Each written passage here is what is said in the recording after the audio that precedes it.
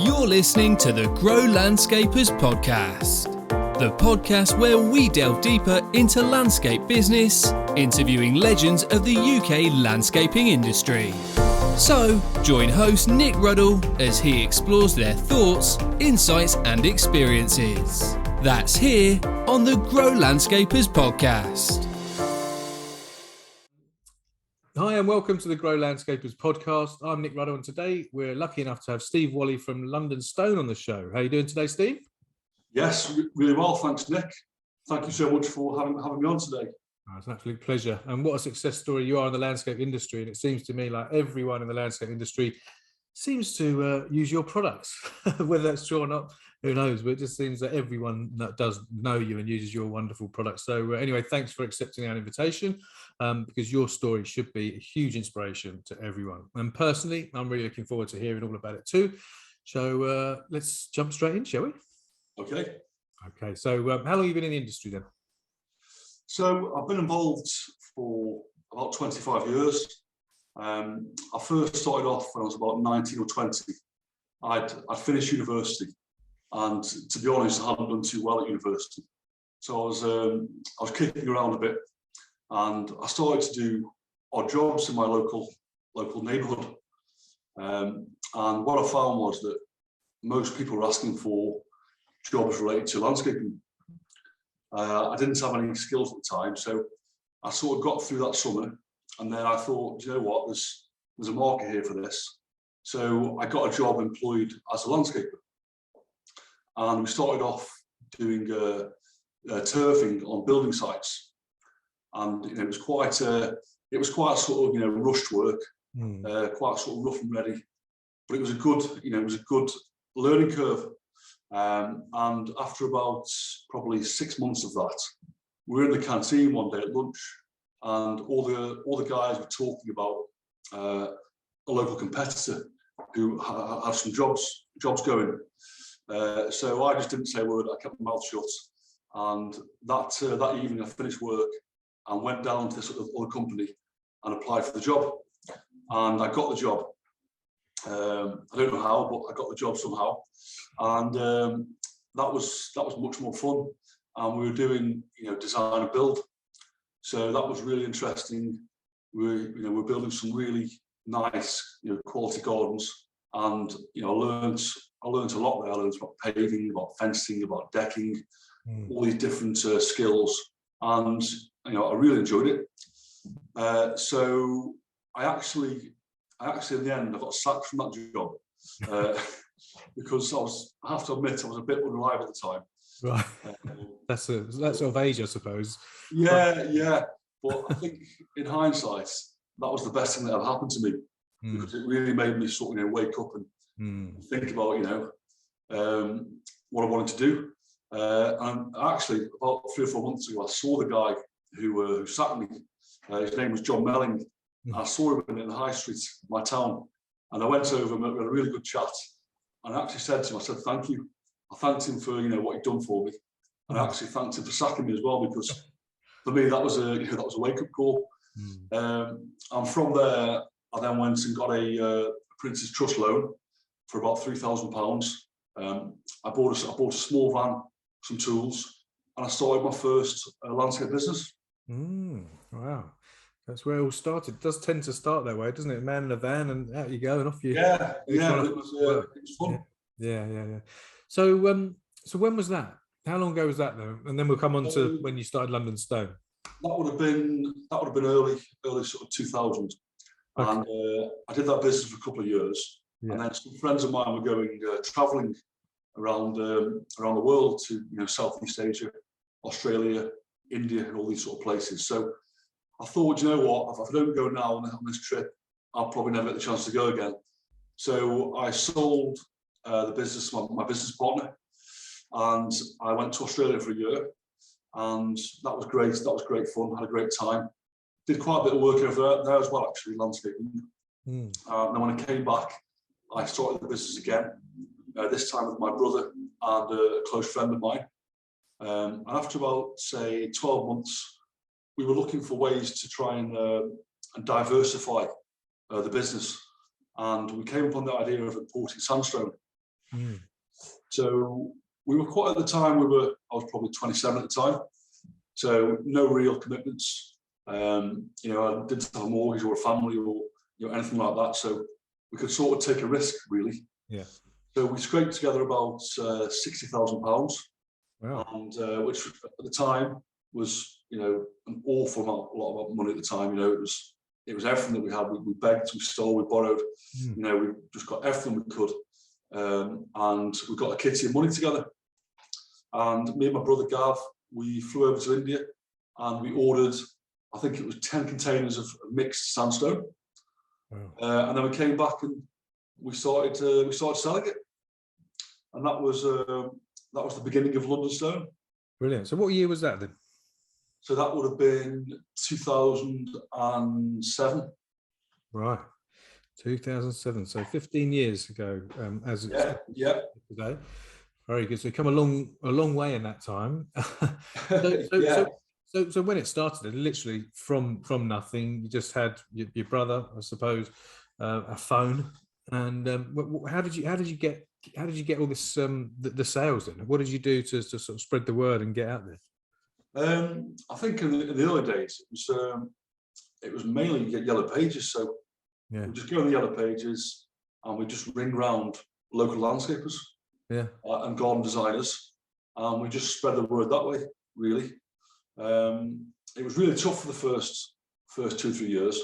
Really tough, actually. We were literally living from week to week. Really, we had no idea about running a business, a supply business, and it was really a case of learning on your feet. Yeah, trial and error. It was tough. It was long hours, working 7 days a week. It was really hard. Yeah, isn't it funny when I suppose people see you now as a well-established, really successful business, all these different wonderful products and services you offer, and they don't realise that what led you to that point, and the ups and downs, the trials and tribulations that you go through. But it's the same, I think, for any business, isn't it? A lot of the guests we've had on here all had a hard time. It's never been easy. There's ups and downs. Good times and bad times, and the early days are pretty tough, and some of the days in between can be tough as well, can't they? But you've come through that. Yeah, I mean, someone told me very, very early days. It was really good advice. He said to me, he said, don't be too impatient. He said, it'll take you between 3 and 5 years to establish yourself. And he was right. He was absolutely right. It did take about that time just to get to a point where we were paying the bills properly, and we were taking a wage ourselves. Yeah. So those first 3 years were really difficult, but we sort of we knew about that. We were ready for that. Yeah, it's funny when you're going through it. It seems like forever, doesn't it? It seems like, oh, is it ever going to happen? Weeks and months go by. It's like wading through treacle. But then 3-4 years later, you look back and think, blimey, look how far we've come. But at the time, it just seems like it's slow, doesn't it? Yeah, it does. You don't want to rush it. You want nice, steady, sustainable growth as well, because you don't want to be really successful because you haven't got the systems and the foundations in place either. Yeah, of course. I think in those first 3, 4, 5 years, it was literally just a case of, as well as trying to actually keep your head above water, you were trying to develop the skills as well. And learn the skills and get the experience you need to go forward. So it was just a massive learning curve, and we made so many mistakes, I think, in those early days. But we somehow still here. Yeah. And at the time, it did feel really, really slow at the time. Yeah. But it's also it's gone so quickly as well. Yeah. When you look back, it's really fast, isn't it? But at the time, it's slow. You fail your way to success. So if you haven't failed your way, you're never going to do anything, are you? So the early days then was just you, your brother, and who is it? Yeah, so we had a business partner in the early days. His name was Ben West. Right. Ben left the business quite early, and he went on to establish a company called Landscaping Solutions. Right. Or a really successful design and build landscaping company. They've won a lot of Walley awards. I think in the past few years, Ben's really become well known for building eco-friendly gardens. So Ben's done really well, I think. Yeah, very good. So what does it look like now? Who's in the business now, and what are your offices? How many showrooms, and how many employees? What would you say? Where are you now? What is So yeah, at the moment we've got 6 showrooms, and we've got 2 more showrooms opening this year. Wow. So there's one in Eastleigh on the south coast coming soon, and there's also one in Bristol as well. Wow. We've got a distribution centre near Heathrow, which is about 3.5 acre site, and we've just opened a 4-acre site in Altrincham, South Manchester. So that's our northern distribution hub, and we've also got a production facility again near to Heathrow. So we've got about 140 employees, a big team of people, a board of directors, and we've built something that we're really proud of. Yeah, and so you should be. It's phenomenal, isn't it? 140 employees, all those different sites, and still growing. No, it's good fun, I have to say. Yeah, it's amazing. It's amazing. God, there's so much people can learn from you if they're listening to this now. So, what would you say then? What are the most important elements from all your experiences, failing your way to success, and all those kind of things? What would you say the most important elements there are to running a successful business? I think it depends, what your ambitions are really.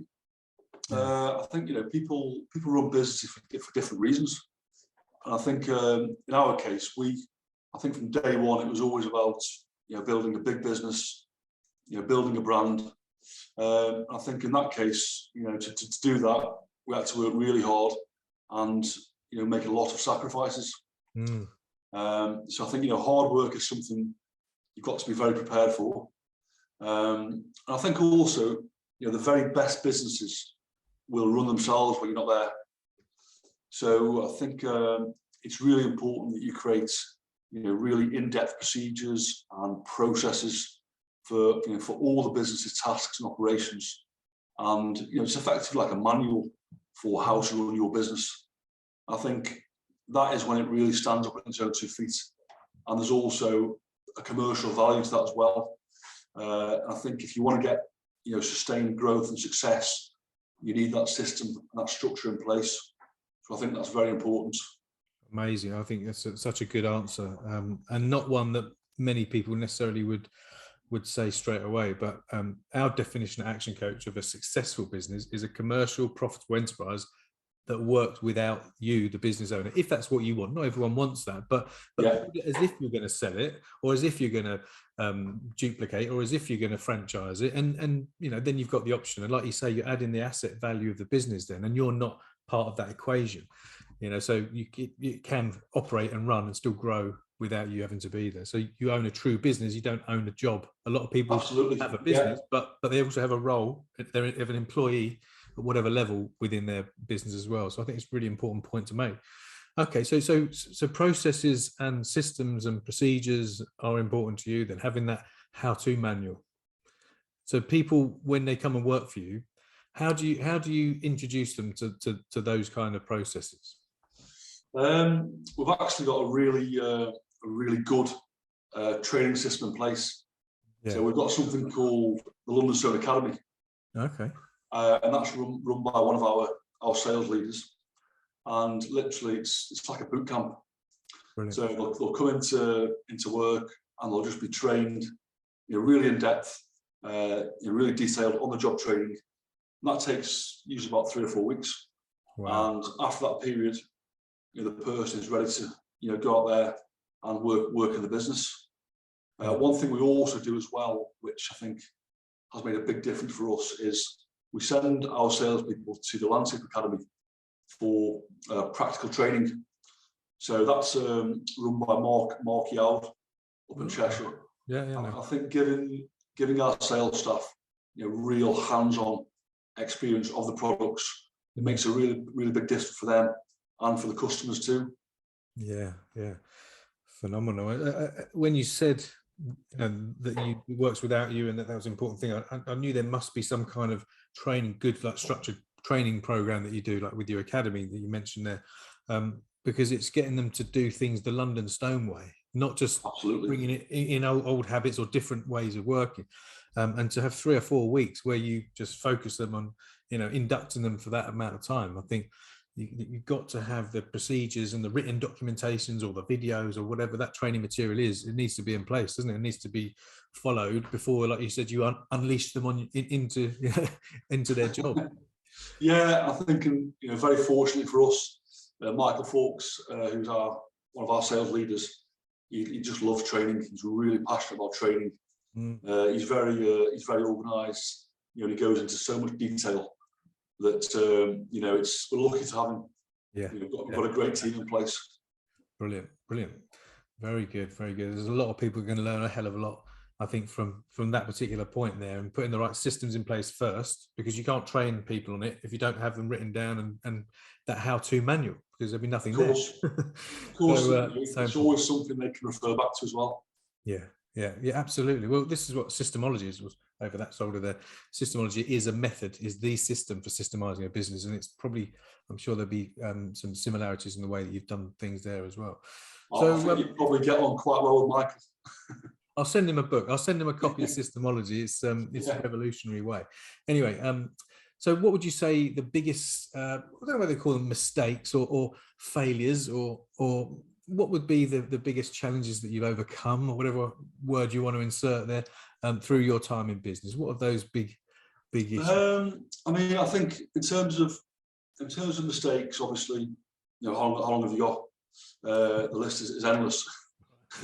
you try and not make the same mistake, more than twice, really. As long as you learn from the mistake, I think. That's exactly the point, isn't it? I think the best advice I could give really is, never compromise, on health and safety. I think, luckily, nobody's ever been seriously injured at London Stone. But when you're dealing with plants and heavy goods like stone, the potential for disaster is real. So never cut corners or compromise with people's safety, because it's just not worth it. I think secondly, you've got to control your costs, and you've got to get value for money with every single penny that you spend. Even when times are good, if you run your business like it's on a war footing at all times, then you'll really benefit. You'll really benefit, and that doesn't mean that you're closed to new opportunities, but it means you've always got to be ready to take risks, and as long as you do it carefully and protect the downside.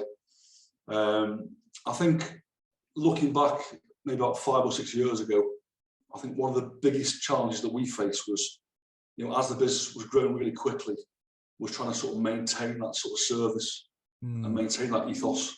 Because you've got a lot of people in your company, and many of these guys, you don't have direct contact with them anymore as the business grows. So that can be a problem. I think it comes down to employing the right people, and taking the time to employ and train the right people. I think in the past we've fallen into the trap of just we need to meet a person, bring someone in, anyone in, and it doesn't work. I think a lot of people have been through that, haven't they? Our sort of outlook now is that I would rather wait for 6 months to find the right person than just bring someone in to fill a gap. Get the right person first time around, and the business will be in much better shape as a result of that. The ethos really is, it's recruit slow, hire fast. So you take your time to recruit slow, but when you snap them up, when you find them, you snap them up quick, because they the best. If you see someone good, then get them in. And likewise, retaining staff. If you've got good people, you want to keep them there for a long time. Of course, because they get better each year as they get more experienced. So you've got to build a team. Keep training, keep investing in them, and making sure that you give them no reason to leave.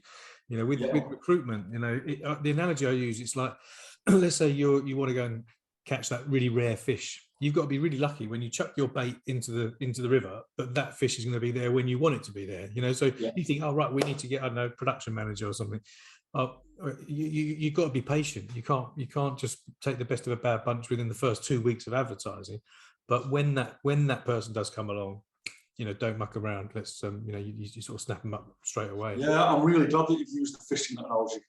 I'm a keen fisherman, so me and my team use that quite regularly, the old fishing analogy. So yeah, it's a good one. It's true though, isn't it? Because as a fisherman, you've got to be very patient, haven't you? You might have to sit there all week to get that one fish, But that one fish, will be with you for a lifetime, kind of thing.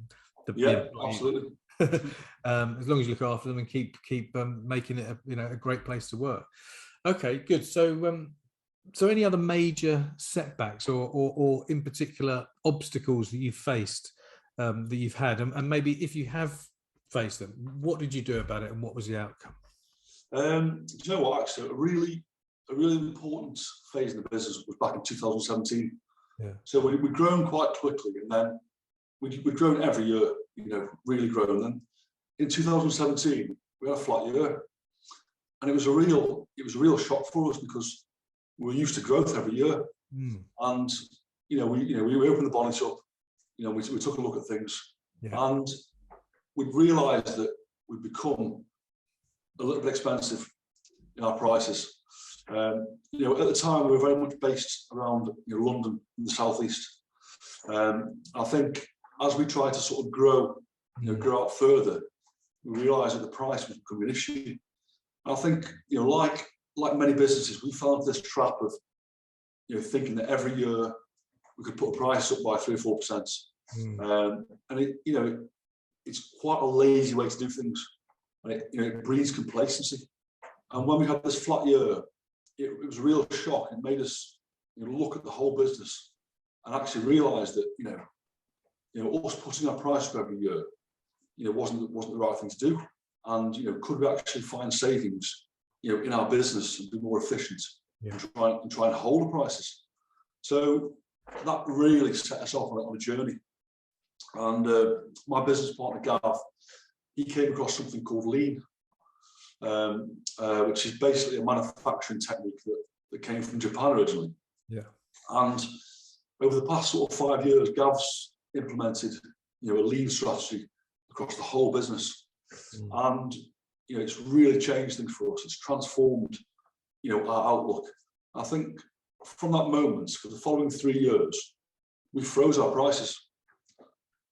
So what that meant was that as our competitors were doing the same thing as putting their price up every year, our prices stayed the same.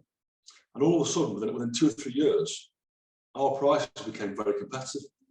So we went from being a company that was perceived as being expensive to a company that was actually really affordable and offered good value. At the same time as still maintaining the service and the quality and all those things. So that for us, that was the springboard to some quite big growth. I think until obviously the recent inflation from COVID, we've kept our prices really stable. So I think for us that was a defining moment for our business. And we're constantly now looking at ways to save money, to make things more efficient, just so we can keep our prices low and look after our customers. Yeah, it's funny you say that. Just putting your 3 or 4% on a year, it's lazy. It's funny, interesting you say lazy because you can do more, can't you? And by digging deep into the business, looking at all those little tiny ways to make those little efficiency changes, those law of marginal gains add up to nice big gains. I mean, literally. A small example: we've got bridge saws in the factory, we've got production lines. Just moving one saw 20 feet, it can make a massive difference. I think I think the advice I'd give to any sort of business really is look at your business and look at your process and identify ways to improve things. And strip out waste. You'll be amazed at how much you can find. And it's continual as well, isn't it? It's ongoing. You're always trying to analyze and test and measure the way you do things and the process. Very good. I like that. I think in the current climate you've got to do that, and I think this current climate does force people to do this a lot more. Like earlier you said, when it's good, still run your business as if it's really tight. And I think you should always do that and check in and see how can we make things more efficient. How can we just improve your margins, whether you renegotiate with your suppliers or whether you find little ways of improving just certain things every day or every week that maybe your team are doing or not doing, and all those things do add up. And yeah, if you can keep the pricing competitive, then it's good for the customer, it's good for you, everyone's happy, and you're making money as well. Well, that's the thing. It's win-win. Everybody wins. Yeah, it's got to be. But it's a mindset. It's a mindset to get yourself into. Yeah. And we've got suppliers who still do it every year. They put the price up by 3 or 4%. Yeah. And we started saying no in the end. Yeah. We started saying no, we won't accept this anymore. Right then. Go and do what we've done. Yeah. We'll teach you. We'll come and charge you how to do it. Yeah, I mean, you're basically side of the business. You're basically expecting your customers to pay for your laziness, effectively. Yeah, that's what you're asking them to do. That's effectively what it is, isn't it? It's bizarre. Yeah, it's a funny, good way of looking at it. So, what parts of being in business have you personally found to be the most rewarding? I think, to be honest, it's working with my family. So I work really close with 3 of my brothers. Yeah. No. So you've got that trust, you've got that shared sort of mission, that shared vision. Yeah. And for me, that's probably the most rewarding thing. But also I've made some amazing friends along the way. You meet so many people, employees, customers, suppliers, and I think some of these people become really close friends. So I think just access to so many people is just great. And that's, for me, that's probably been the most rewarding thing. That's nice. It's nice, and it's nice that you're still speaking to each other as brothers, and you haven't beaten each other up. Yeah, well, we have our moments, but I think you can say what you think. Yeah. And then it's done. Then it's forgotten. Have a little fight. Yeah, there's been a couple over the years. There is. Well, I know that I've got an older brother, and it was a daily occurrence for us. But with you've got 3 other brothers. Yeah, there's 3 of us in the company, but I think we've all got our own different areas now. Now, obviously, we help each other out and we support each other, but I do the marketing and the business development. My brother Gav does the operations and the production, right, and Duncan does the finance and procurement.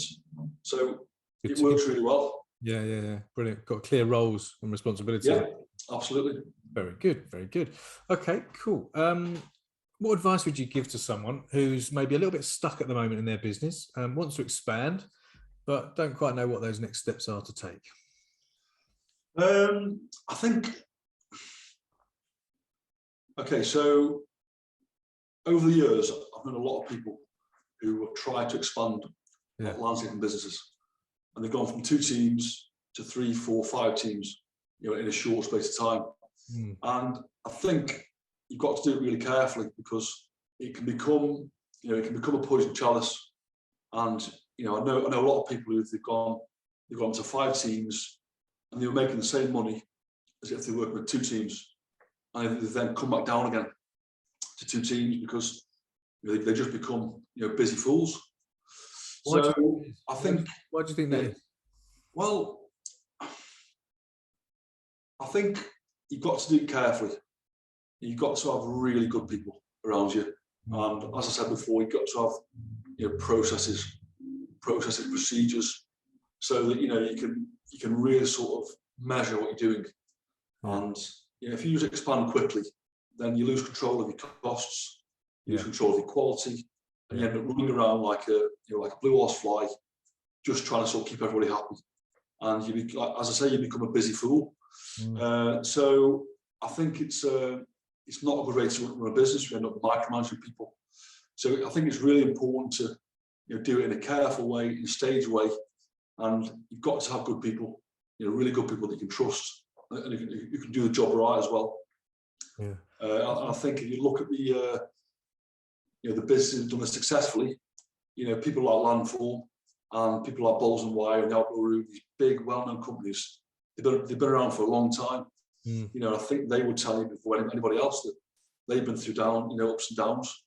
But it takes time. You can't get there overnight. You've got to be patient.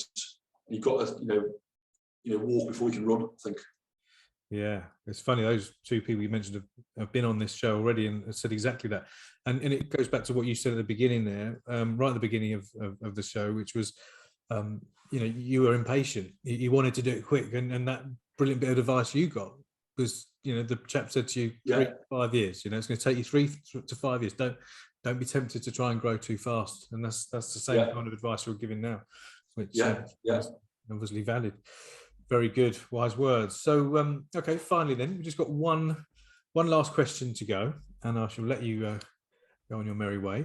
If you had one golden nugget, just one, if there was anyone, trying to build their business from all your years of experience, you've probably mentioned quite a few things over the last half an hour or so already, but if there was just one golden nugget that you could leave us with, what would it be? I haven't got one. I can give you a few if that's okay. Go on then. More than merry. They're all important. They're all important. Yeah. So the first thing is that don't cut corners.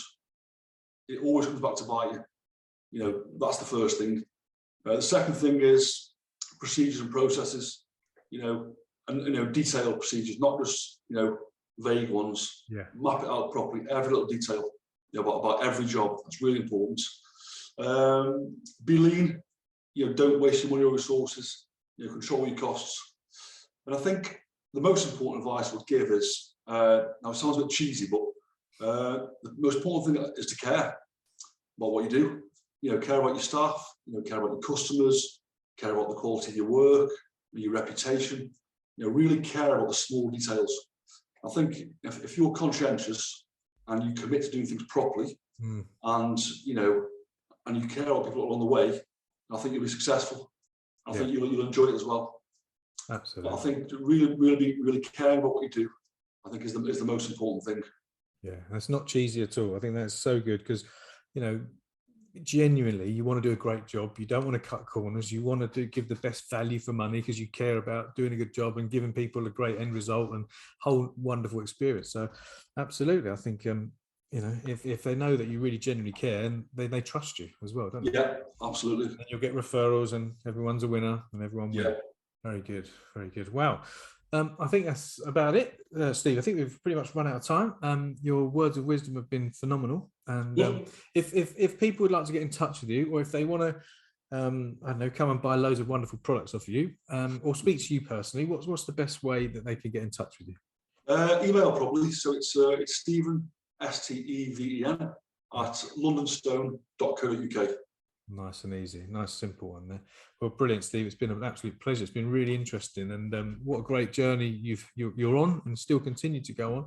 And I think there's even bigger and better things to come by the sounds of it. Yeah, I hope so. Thank you for having me today, Nick. I appreciate the opportunity. Yeah, it's an absolute pleasure. It's been brilliant, and I'll catch up with you soon, no doubt, another time. Okay, thanks very much. Cheers, Steve. Take care. Bye. Cheers, bye. Thanks for listening to the Grow Landscapers podcast. To get in touch and see how we can help you with your business by emailing nick@nickruddle.com.